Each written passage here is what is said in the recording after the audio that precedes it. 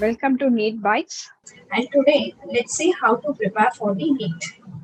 And first point we consider is the time duration. So how much of the time you are spending for the preparation. And the 40 to 45 minutes at the stretch you have to prepare. So with breaks of 5 to 10 minutes between each session can be taken. And next is a revision.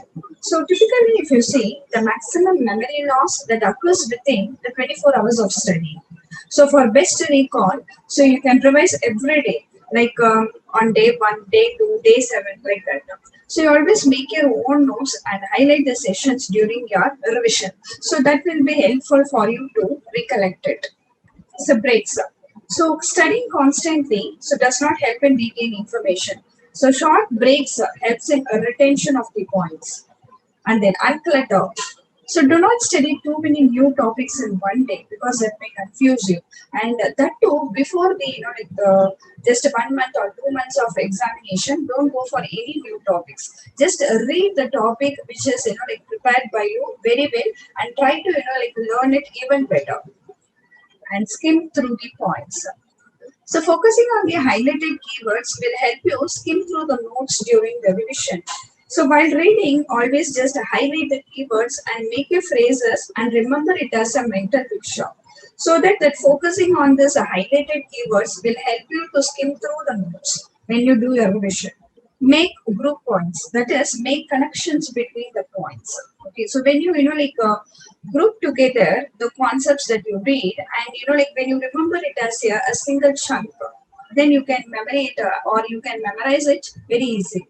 And the very important thing is that is use mnemonics. That is, use a mnemonics in order to remember it easily. So particularly in biology, so certain terms will be there, and then so many the terms can be recollected by using the mnemonics. And you can make a flow chart as well as the graphics, so that helps to recall the points very quickly. So I'll show you these some. I will show you some mnemonics in order to how to remember it easily. So for example, in biology, in order to, for example, you are studying about the blood circulation and you want to recollect how many types of the WBC cells are there, and you can use a mnemonics, that is for the types of WBC. You can, for the types of WBC cells, you can use a mnemonics. Never let monkeys eat bananas. So that means take the first letter and you can remember it. For example, the N here represents neutrophils, and then L here represent lymphocytes. M represents monocytes, and E represents eosinophils, and B represents basophils. And you can very well remember how much of the percentage it is present.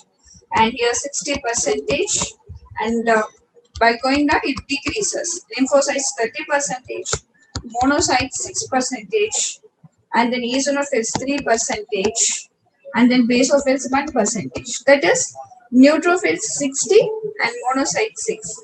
Lymphocytes 30 percentage and eosinophils 3 percentage. And basophils, it is 1 percentage. So like that you can remember it easily. So let's see another example. In case of studying the cell cycle and cell division, the various phases of the cell division and cell cycle can be remembered like this.